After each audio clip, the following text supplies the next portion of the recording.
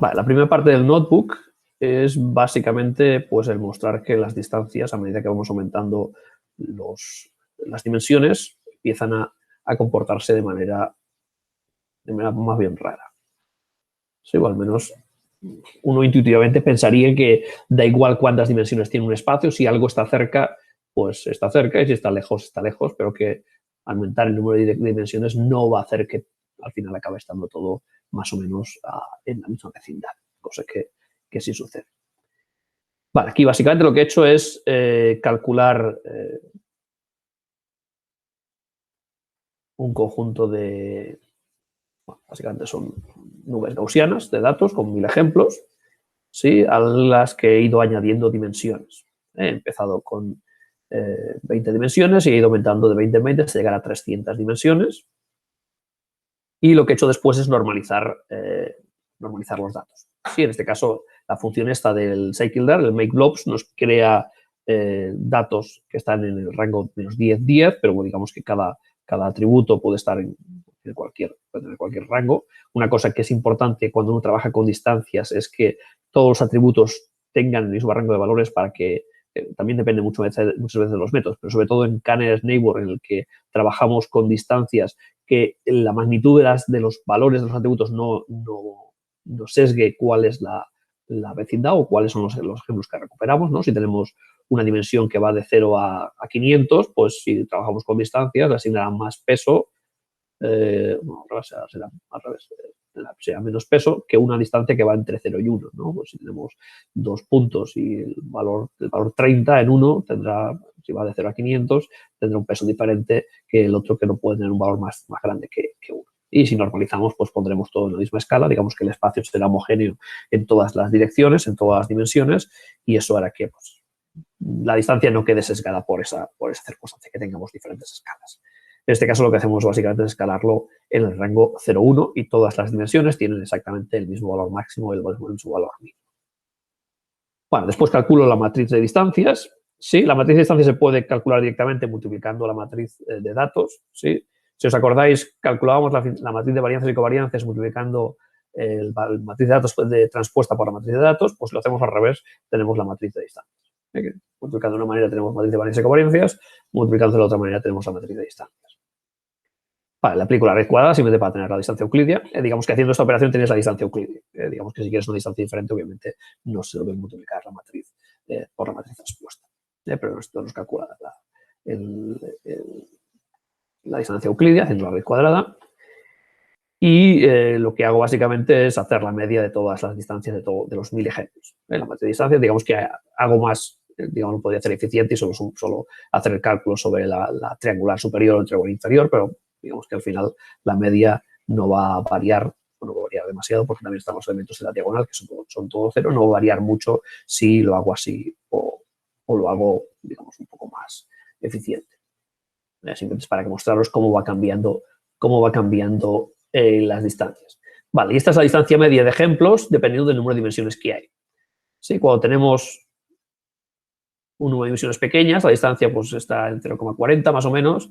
Cuando llegamos a un número de dimensiones que ya está estos serán 20 dimensiones, esto es una dimensión solamente, 20 dimensiones, ya estamos en 0,10, y a medida que vamos aumentando dimensiones, cada vez los ejemplos están más cerca en medio. ¿Sí? Eso quiere decir que si están más cerca en media, el número de vecinos que están a menos de la distancia media es relativamente grande como para que preguntar por los vecinos más cercanos recupere al azar básicamente ejemplos de nuestro conjunto de datos.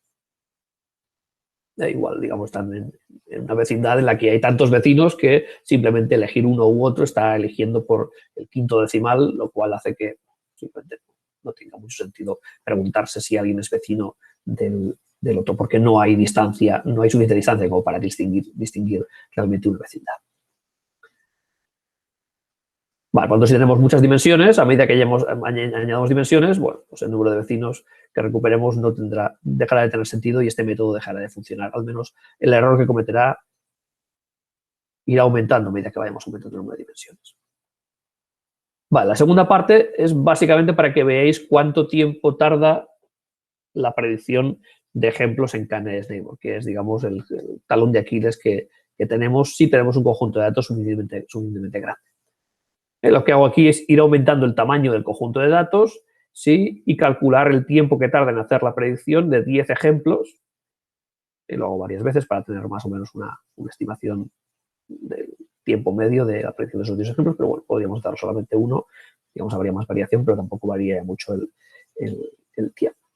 Sí, y luego vamos a hacerlo también cambiando el número de dimensiones para que veáis que con pocas dimensiones la indexación funciona relativamente bien y el tiempo de recuperación no es muy grande, pero a medida que vamos aumentándola, pues al final nos da igual si indexamos o no indexamos. Bueno, vamos a hacer los cálculos. Lo que hacemos básicamente es generar problemas de clasificación aleatorios en los que vamos aumentando paulatinamente el número de ejemplos, desde 100 hasta 1.000.000. Y hacemos la predicción de 10 ejemplos que hemos sacado al azar. Una cosa que sí podemos aprovechar, digamos que aquí no lo aprovechamos, es que si hacemos predicciones con candidates neighbor, podemos aprovechar para el mismo para buscar los vecinos. No tenemos que hacerlo siempre secuencial. Y eso podría, digamos, aumentar, pero obviamente la capacidad de computación que necesitaremos después, pues ir aumentando a medida que vayamos haciendo, a medida que queramos ir reduciendo el número el tiempo que tardamos en hacer las predicciones. Vale, fijaos también una cosa, no se ve ahora voy a subirlo arriba.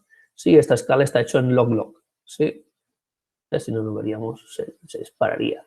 Pero bueno, podéis ver que el tiempo de predicción, a medida que vamos aumentando el número de ejemplos, ¿sí? Esto, el azul es fuerza bruta, eso quiere decir que nos miramos el 1.000.000 de ejemplos, en este caso de aquí, ¿sí? Y encontramos en este caso, vecino más cercano, no sé cuántos vecinos he puesto, parece que está por defecto, deben ser 5 vecinos. Sí, 5 vecinos. 5 vecinos, sí, pues eso, va aumentando pues, de manera brutal, porque pues eso, va teniendo que mirar cada vez pues más, ¿no? Pues 10.000, 100.000, hasta 1.000.000. Vale, en cambio, las estructuras indexadas, pues básicamente no se nota porque esto ya de aquí ya es muy grande. Bueno, tampoco es tan grande, son 40. No, es 0,4. Pero bueno, digamos que la diferencia es bastante abismal. En este caso, teniendo solamente 5 dimensiones. Vale, ¿qué pasa si aumentamos el número de dimensiones a 20? Sí, ya os dije, o ponía la transparencia, que a partir de 20 las cosas empiezan ya a fastidiarse. No te voy a poner exactamente 20 para que veáis cómo se fastidia. Os podéis imaginar que 20 dimensiones no son demasiadas para cualquier problema real o mínimamente real. ¿Cuánto merece la pena cuando sabemos que el conjunto de datos que tenemos, el problema que tenemos, tiene fronteras muy, muy complejas? ¿Sí? Si se pueden resolver mediante fronteras lineales, obviamente no merece la pena utilizar candidates neighbor. Pero si no, pues bueno, es que uno puede experimentar y ver hasta qué punto el número de vecinos, o tardar mucho en encontrar el número de vecinos, si no hay tampoco demasiadas dimensiones, ¿sí? Nos arregla o nos da mejor o peor resultado. Y como digo, tenemos que mirar pues, cuánto tiempo tardamos en hacer las predicciones, cuánta precisión obtenemos con el clasificador o con la regresión. También os podéis imaginar que aumentar el número de dimensiones aumenta el tiempo de hacer los cálculos de la función de distancia. Hemos multiplicado de 5, hemos pasado a 20, hemos multiplicado por 4 el cálculo de la función de distancia, a pesar de que los computadores modernos ahora hacen las cosas vectorizadas y esas cosas, bueno, se nota también en el tiempo. Vale, y podéis ver que los tiempos de recuperación a partir de 1.000.000 se han disparado y casi son iguales si indexamos o si no indexamos. Esto es mirar todos los ejemplos, el 1.000.000 de ejemplos uno a uno para encontrar los vecinos, los 5 vecinos para los 10 ejemplos, y esto es hacer lo mismo, pero indexando la estructura en algo que se supone que nos va a dar un tiempo logarítmico de búsqueda. Si aumentáis más, vosotros podéis hacerlo si queréis en casa. Sí, si aumentáis todavía más, pues obviamente se irán acercando estas funciones cada vez más. Cuanto más dimensiones hay, menos sentido tienen los vecinos y más ejemplos tiene que buscar para encontrar los que realmente están a esa distancia mínima o a esas k distancias mínimas que son los que queremos utilizar para hacer la predicción.